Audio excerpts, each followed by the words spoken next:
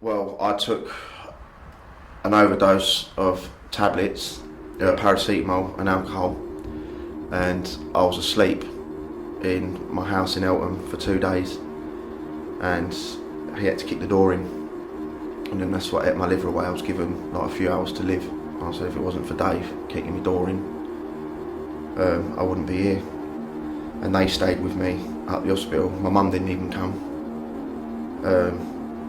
My uncle phoned my mum and told him that I had hours to live.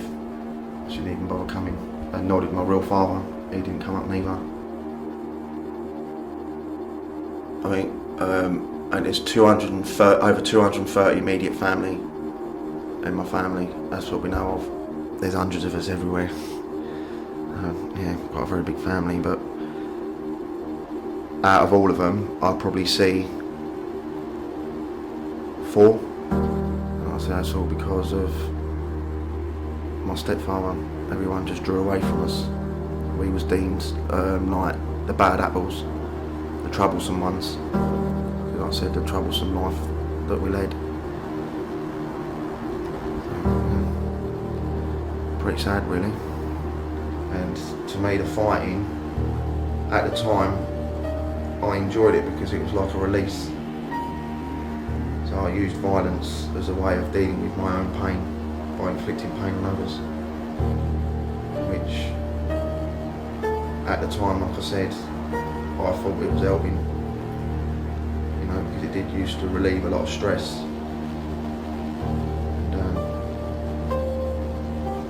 I've nearly lost my life quite a few times fighting, and that was the only way I could think of releasing all the aggression and the anger that was inside of me. And in the end it became a way of life, fighting.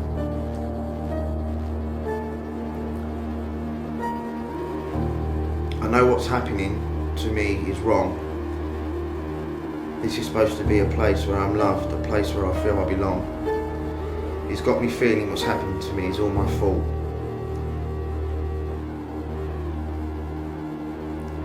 But the things I'm being made to do, no child should ever be taught.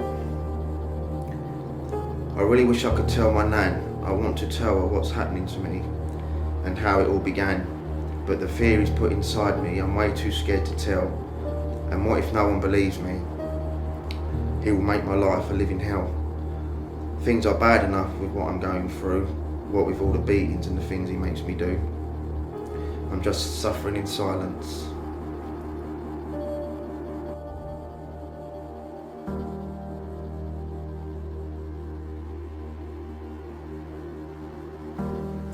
Years ago, we got a phone call from his uncle, David, who phoned my mum and said that Darren had taken an overdose. Uncle David had spoken to my mum and said that he's told him that he'd been sexually abused by Butchie from a child. So he took him to work with him, and Darren said, all I can remember about that day is the wallpaper on the wall, where he made me kneel on all fours while he was sexually abusing him. He said the only thing I can remember is the wallpaper. And then in 2006, when everything came out,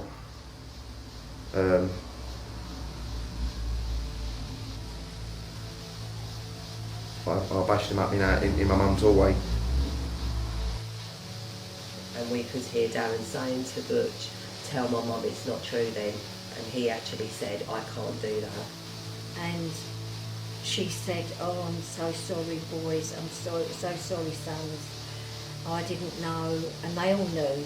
David said to her, you knew exactly what he was doing, but you were too drunk to get out of the bed to protect us.